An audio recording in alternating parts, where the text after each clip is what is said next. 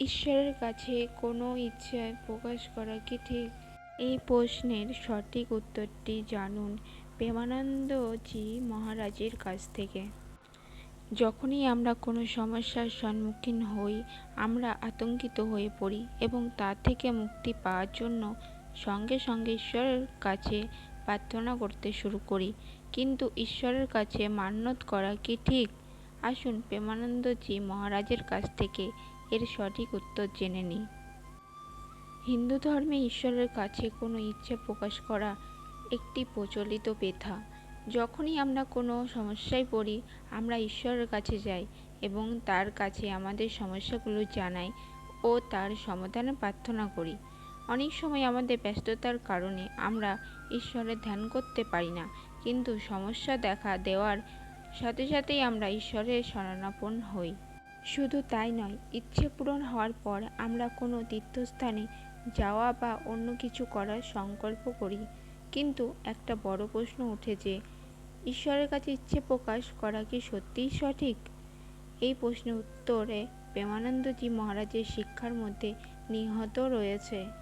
প্রেমানন্দজি মহারাজের মতে ঈশ্বরের কাছে কোনো ইচ্ছে প্রকাশ করা কি সমীচীন? ঈশ্বরের কাছে ইচ্ছে প্রকাশ করা কি ঠিক?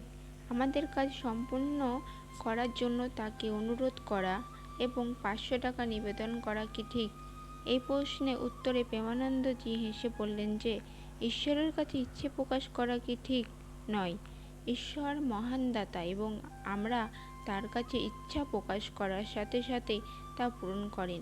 শুধু তাই নয়, তার কাছে ইচ্ছে প্রকাশ করার পরিবর্তে তাকে আমাদের পিতা হিসেবে বিবেচনা করা উচিত এবং তার কাছে বিভিন্ন জিনিস চাওয়া উচিত।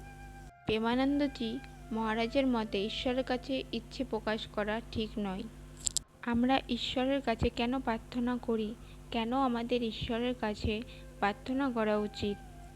যখন আমরা সমস্যায় থাকি এবং কোনো উপায় খুঁজে পাই না, তখন আমরা ঈশ্বরের কাছে মান্যত করি।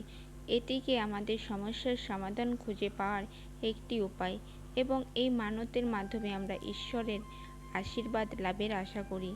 মান্যত করা আমাদের উদ্বেগে ঈশ্বরের কাছে পৌঁছে দেওয়ার একটি মাধ্যমে যোগায় এবং এটি একটি প্রার্থনা হিসেবেও কাজ করে, যার মাধ্যমে আমরা আমাদের সমস্যাগুলি ঈশ্বরের কাছে তুলে ধরি এবং আমাদের ইচ্ছা পূরণ করি। কখনো কখনো মানত পূরণ হওয়ার পর মানুষ তীর্থস্থানে যাওয়ার বা ঈশ্বরকে কিছু উৎসর্গ করারও প্রতিজ্ঞা করে।